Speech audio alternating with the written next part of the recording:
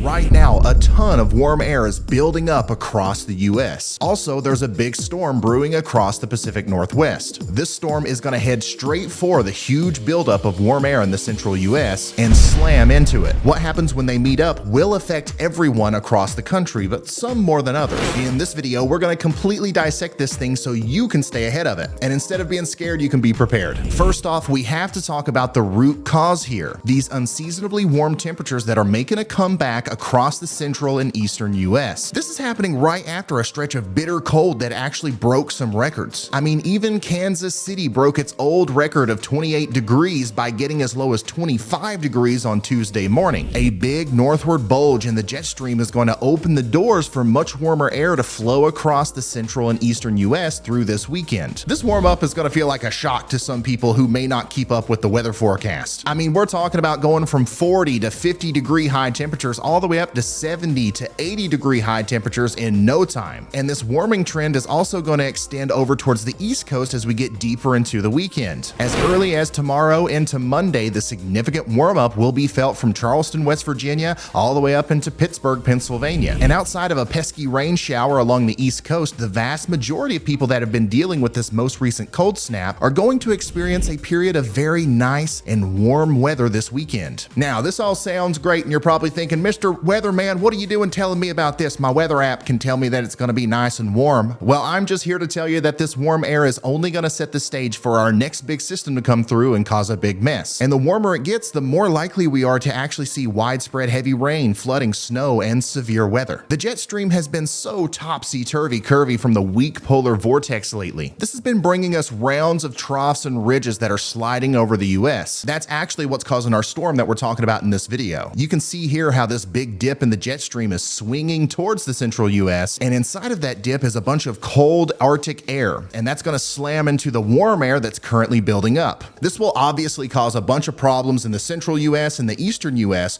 but what about the problems that are happening right now across the west? This storm is bringing some much needed rain and a very welcome change of wind direction for the Pacific Northwest. In fact, just earlier this week, Seattle ranked the worst in the world for air quality due to the lingering smoke from wildfires. And this storm's going to aid with putting those wildfires out, and it's also going to get the smoke out of the area. But since this storm will bring the first measurable rainfall in a while for many regions, debris flows and flash flooding on recent burn scars will need to be watched closely. Now, current guidance has this storm exiting the Rockies as a 984 millibar low pressure system with strong surface winds that extend all the way down into the southern plains on Sunday. These winds, in combination with the dry air on the backside of the storm, could cause more wildfire problems. The Storm Prediction Center is actually highlighting this area for a critical risk of wildfires tomorrow. As the storm tracks off to the north and east, those strong winds carrying the dry air are going to smash into the warm, moist air that's been continuing to build up over the central US. This currently looks to happen somewhere around northern Kansas, eastern Nebraska, and western Iowa around 6 to 8 p.m. on Sunday. And the fact that this is going to start happening during the daylight hours on Sunday means we're likely going to see more instability or thunderstorm juice in the air, leading to some big thunderstorms. This is where some people have been drawing similarities between this storm and the historic December derecho of last year. And I admit, this storm does kind of look similar in some ways to that storm that we all remember from last year. But how similar are we talking exactly? I mean, that storm caused 120 different tornadoes, knocking out power for over 600,000 people, and it caused $1.8 billion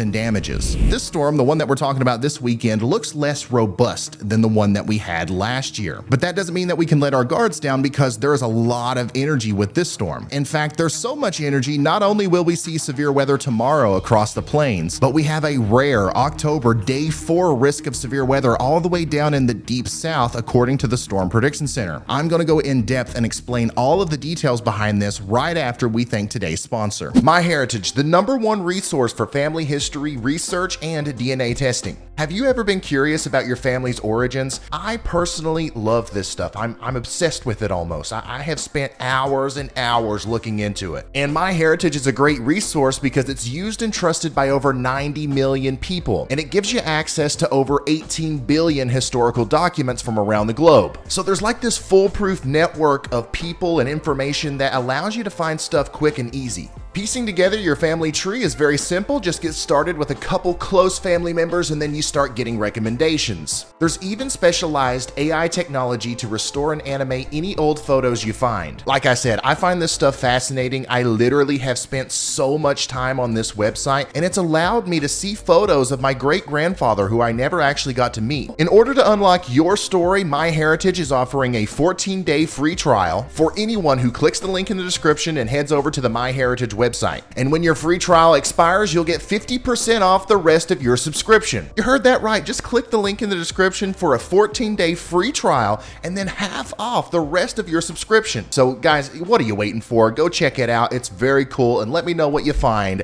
down in the comments. All right, let's get back into the video. So the main problem areas tomorrow will be in the upper Midwest after 6 p.m. Look how the forecast models are showing the potential for supercells to fire from Kansas all the way up into Minnesota. There's a short window of opportunity here, but thanks to this strong lower level jet streak, these storms will actually have the ability to produce tornadoes upon their initiation. However, the main risk is certainly going to be hail and damaging winds. Very large hail can be expected with any of these supercells, and strong winds will be likely even without a storm. Just look at how sharp and strong this cold front is. The winds behind this will be felt whether we get a bunch of rain or not. Now, the severe storms will die out as they head into Wisconsin during the overnight hours, but the storm as a whole is very much alive at this point and it's not going anywhere anytime soon. Actually, what's crazy is our parent low pressure system is going to essentially spawn a new storm on the tail end of the cold front early Monday morning. This will bring really heavy rain to much of Texas as the storm strengthens and moves off to the east. That heavy rain is going to expand and become more intense across Oklahoma, Missouri, and Arkansas as we go into Tuesday. I think this is where we really have to watch out for flooding. I know the Mississippi River could use the water. It's actually dry in some spots right now, but this will be too much at one time for some of the tributaries. And while that flooding is happening, the storm is going to continue to strengthen and it's going to develop a new and more robust cold front that will be aiming itself at the deep south where the warm air will still be compiling. This clash of cool, dry air and warm, moist air will once again cause severe thunderstorms, and that's why we had that rare day 4 risk from the Storm Prediction Center on Tuesday the 25th. I'm a little bit more concerned about this severe weather threat because there's actually a lot more moisture to work with down here. That, combined with a strong low-level jet streak attached to a negatively tilted trough, is a very tried and true recipe for fall tornadoes in the south. I don't know exactly how intense this will be just yet, but as new information comes out, we will be able to fine-tune the forecast. But buddy, if I lived in Mississippi, I would go ahead and start preparing for severe weather because the ingredients do look like they're going to be in place. Or really anywhere around Mississippi, by the way. Remember, the models are going to move a little bit as we get closer to the event. But hey, don't be scared, be prepared. I promise you guys in the deep south have been through worse and this is not going to be the end of the world. We're going to get through this one just like we've gotten through ones in the past, but I'm just trying to be completely transparent with you